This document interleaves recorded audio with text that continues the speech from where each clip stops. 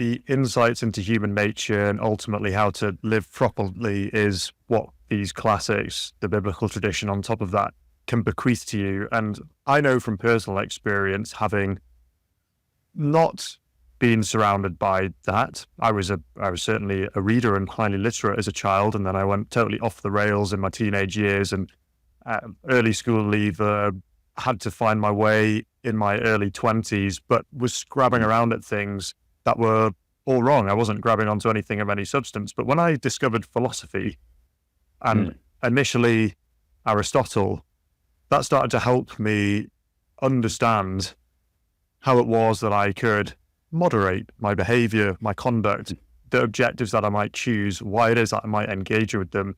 And then also, as someone who was not particularly good at keeping a hold on my reaction to the world, which isn't to say that I lashed out, but I was unable to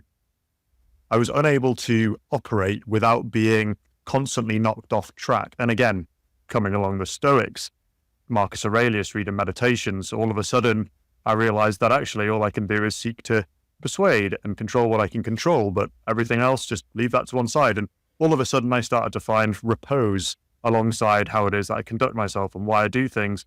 And having seen that build over time, then discovering biblical tradition and all of the Christian virtues that then bolted onto the cardinal virtues, I've seen my life transform. And I dare say when I look around at folks who are within the world that you have alluded to, the meme world, the social media world, the looking around at the trendy ideas of the day, is that you see quite a lot of lost people. We've got mental health pandemics. We've got people who are dying earlier. There are many different metrics to say that the world in which we now live, if we have cut ourselves off from that inheritance, is not better than it was before. Isn't that interesting that the Stoics are having such a moment? As you started talking about what you drew from Aristotle, I instantly thought, oh, John's going to talk about the Stoics now, because Stoics are having this incredible online renaissance. And it's fascinated me. I actually just wrote a review of a biography of Marcus Aurelius. And I think the Meditations is one of the most moving books from antiquity, weirdly, because people think of it as a handbook and a guidebook, which of course it is to some capacity, but it's also just this incredible privilege to be allowed into the intimate confidence of one of Rome's greatest emperors. And he's so vulnerable in it about his failings, about his inadequacies, the things he constantly gets wrong, that his wisdom comes across with this wonderful character of humility, that these are not things you have to immediately embody in order to care about, things like composure and moderation. They're actually ideals under which you live and toward which you aspire. And you're absolutely right. I think one reason why the r/Stoicism Reddit is so huge is because in this concatenation, this digital sandstorm of random clips of stuff and ideas about how you ought to live or not, or just total nihilism, this sort of Stoic teaching, the Stoic path, as the Stoics sort of, I think, called it, represents such a clear and simple and really refined form of wisdom about, how we ought to manage ourselves. And I think, tell me what you think about, based on your experience before kind of finding the West and the classics, but I think that what really pains me about our modern condition is that so many people don't even know that those are questions, that how should I live or what should I do is a legitimate question to ask. In fact, I think we've been shamed out of it. I think that we grew up being told that it was in some way repressive or judgmental or just downright wrong to ask whether some ways of life are better than others. And this was understood as sort of tantamount to prejudice. And of course, in one sense, it is that, if you think it's better to wake up early, pray, and feed your kids than it is to pitch yourself off a building after a late night cocaine binge, then yeah, you have a prejudice against one form of action and for another. But that's obviously not the same thing as irrational, unreasoned prejudices, like for instance, racism, all the nasties that we're always cautioned against. And so this excess of non-judgmentalism has created a situation where people are totally bereft even of the idea that they could have a guide to life and that it might come from inherited wisdom of the past. And when you start talking about that, a lot of times they don't even know what you're on about. It's like you're speaking Swahili until you kind of grasp the nettle of this, and then you realize, oh, that path goes, way further and deeper than I have let on. I just read this book called All Things Are Too Small, and it was an essay or a book of essays by a leftist in praise of excess and against this new minimalism trend. So I thought, I'm open to that, actually. I get the idea. I mean, Thomas Traherne, one of my favorite Christian mystics, talks about God and his abundance of desire, that he wants us to want things. But of course, you open this book and it's just all about how we should be having every kind of sex all the time. Everything you want, the cover, it's almost too perfect. The cover is from Ronimus Bosch's Island, Paradise of Earthly Delights, a Garden of Earthly Delights, right? And you're thinking, that was supposed to be hell.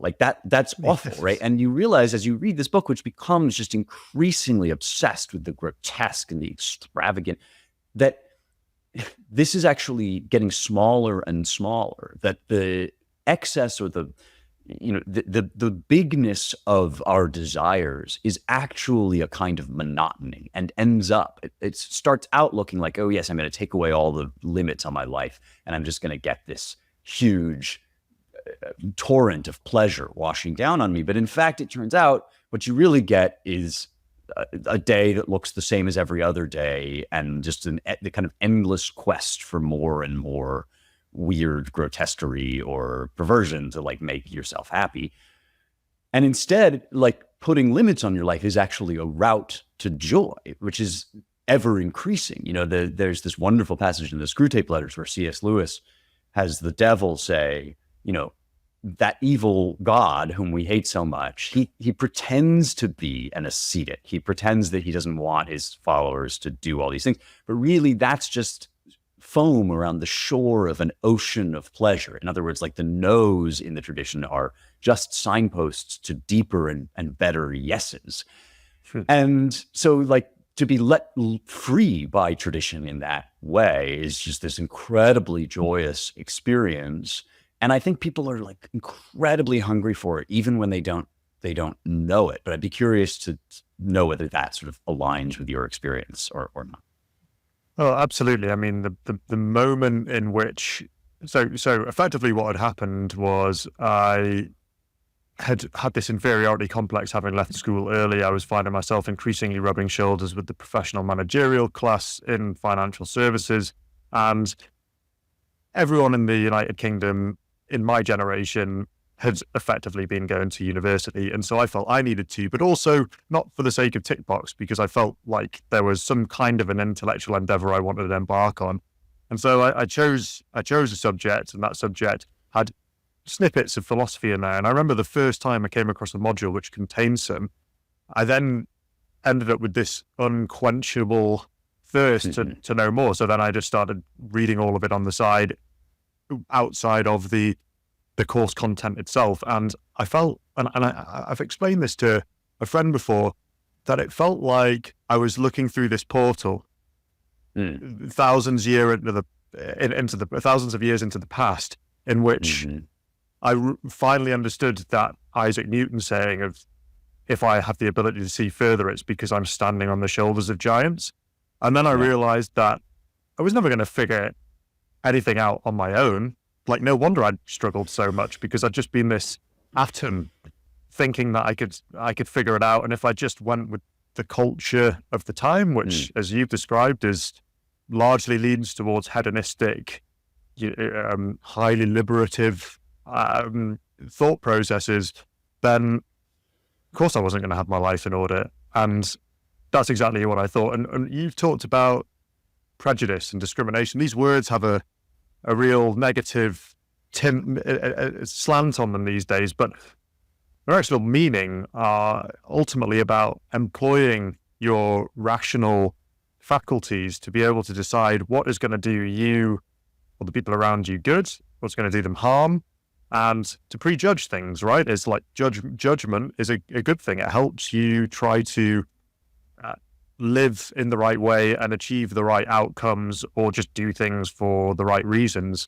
If you, as you've implied, go down the relativistic route and all bets are off, I don't think that's a particularly good way to live, both individually and for society, because, and I can't remember how you described it in your book, How to Save the West, but effectively you railed over a few pages against relativism, saying this just leads to misery and disintegration.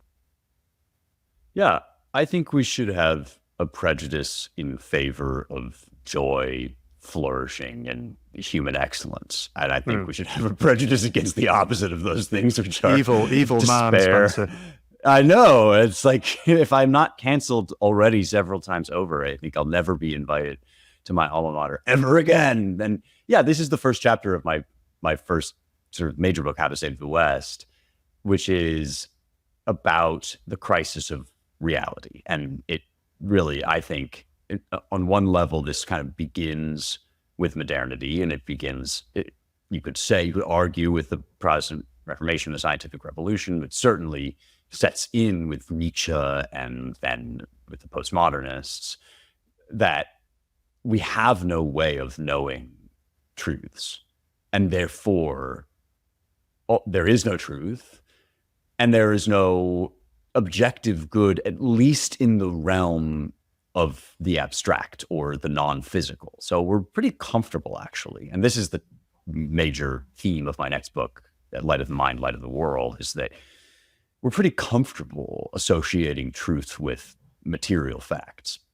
And you might even say that we have a functional definition of truth, even if we don't know it, that restricts it to the material realm, really limits truth to what can be known by way of numbers and quantification and the senses.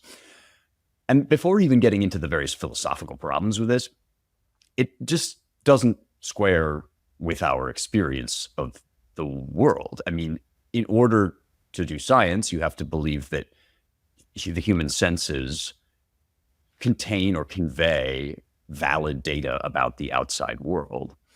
In order to live as a human being on this earth, in order to get up in this morning and go to work or do this podcast, we had to believe a number of other things about other ways we have of perceiving. And I see no reason really why our senses aren't somehow inherently more trustworthy, especially given their notorious capacity to deceive throughout all of time. We all know that your senses can be mistaken. But we also have decided that our moral intuitions, because they are, again, subject to questioning and critique, because they can be mistaken, because people can disagree, therefore they refer to nothing real outside of us. And it's even perhaps hateful to suggest that our moral intuitions refer outside of us to objective standards of right and wrong, good and evil, true and false. And nobody lives this way, which is the most damning indictment of the attitude that I can give, even above and beyond the incoherence of acting as if, or talking as if nothing is true. Chuck Pierce, one of the great kind of underappreciated American philosophers, C.S. Pierce, says that we shouldn't pretend in philosophy seminars to believe what we don't really in life. And the height of that mistake is relativism, is to say, I don't really think anything is good or bad. Oh, really? So why are you here and not over there? I mean, just existing as a human in the world contains an implicit set of values.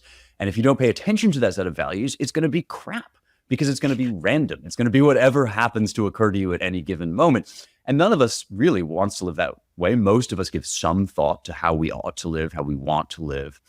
And so why not give rigorous thought to this, the most important subject, which is your route to joy? It's like saying, if you want to get to Poughkeepsie, you have to take the following highway routes. And somebody says, well, don't restrict my driving freedoms. I have to drive on every highway I want. And the answer to that is yes, of course. You are more than welcome to drive on any road you may come across, but this is the one that goes to Poughkeepsie. And the ethical tradition is kind of like that. It's, you can do whatever, in modern America, nobody's stopping you from like doing most of the things you want. Like take whatever drug you want, I guess, like go on an ayahuasca trip for all I care. But that's not the road to your best life. You're actually going to be happier with virtue, which is almost the definition of virtue. I mean, we think of it now as this like scolding, oh, you're telling me not to do things. But in fact, arete, the Greek word, just means excellence. And excellence is just a good thing. And ethics is just the school of loving what is good so that you can be happy. I mean, it's like, I don't understand why you wouldn't want that.